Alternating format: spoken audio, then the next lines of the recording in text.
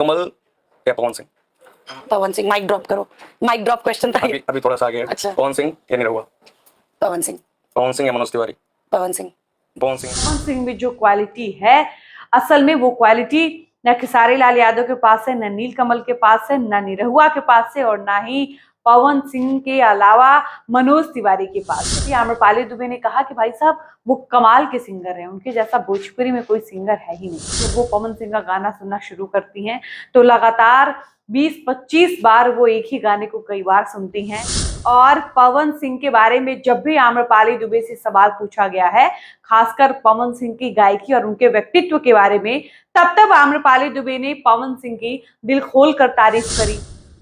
आम्रपाली दुबे पवन सिंह की गायकी की इतनी बड़ी फैन है कि उनको पवन सिंह मनोज तिवारी से भी बढ़िया गायक लगते हैं। इसके अलावा निरहुआ से अगर उनकी तुलना की जाए तो निरहुआ के आगे वो पवन सिंह को अच्छे गायक की लिस्ट में सबसे ऊपर रखती हैं।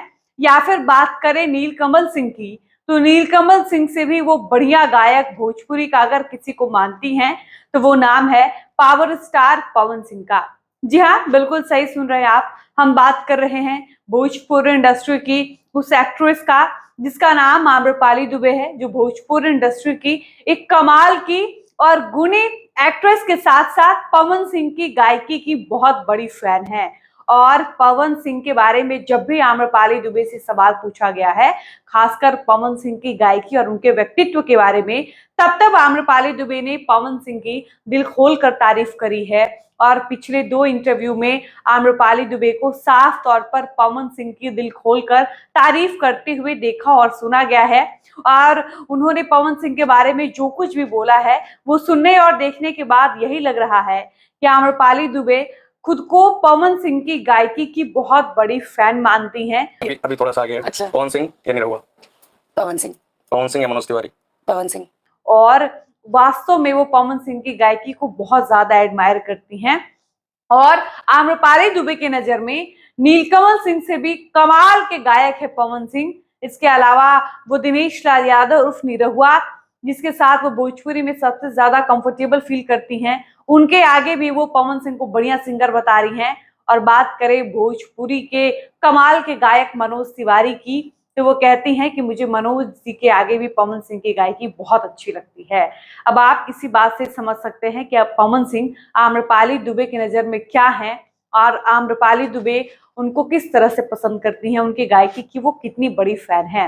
आपको बता दें कि आम्रपाली दुबे का एक नया इंटरव्यू या यूं कह ले कि एक नई पॉडकास्ट सामने आई है। और उस पॉडकास्ट को जब आप पूरा सुनिएगा तो आपको आम्रपाली दुबे समझ में आएंगी। और आम्रपाली दुबे से उसी बातचीत के क्रम में एक रैपिड फायर खेला जाता है, जिसमें से उनको एक नाम चूज करने को कहा जाता है।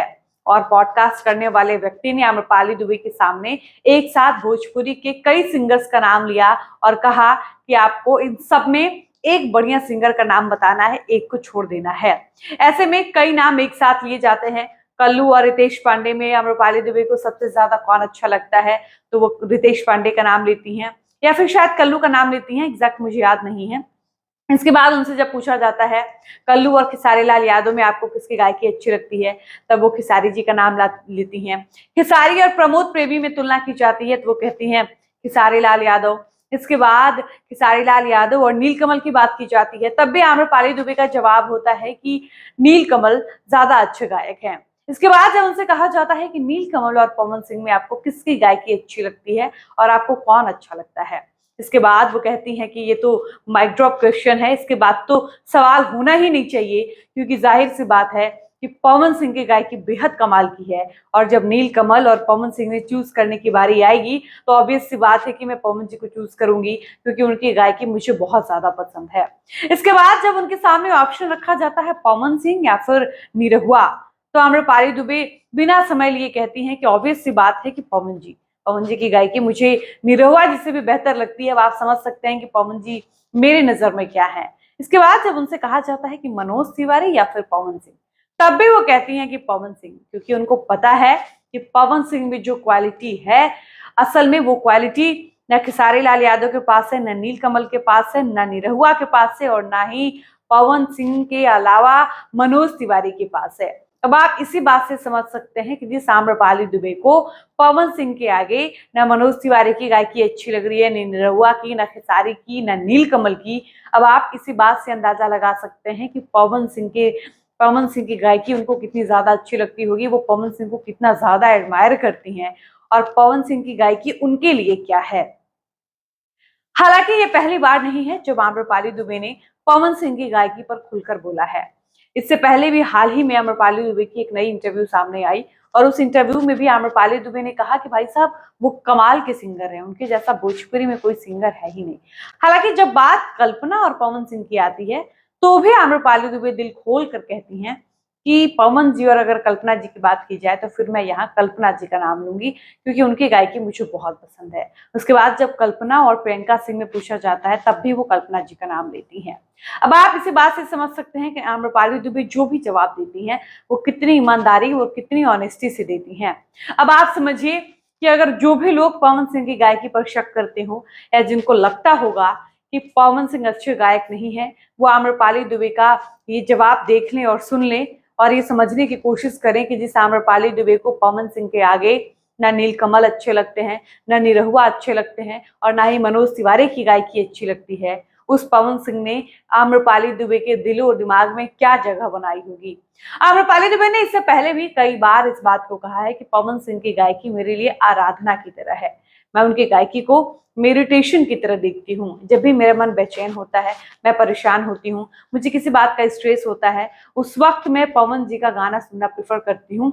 और उन्होंने हाल ही में बताया था कि एक बार जब वो पवन सिंह का गाना सुनना शुरू करती हैं तो लगातार 20-25 बार वो एक ही गाने को कई बार सुनती हैं, क्योंकि पवन सिंह की आवाज में वो जादू है, वो बात है कि आप उनके किसी भी गाने को एक बार सुन लीजिए तो आपका मन नहीं भरेगा।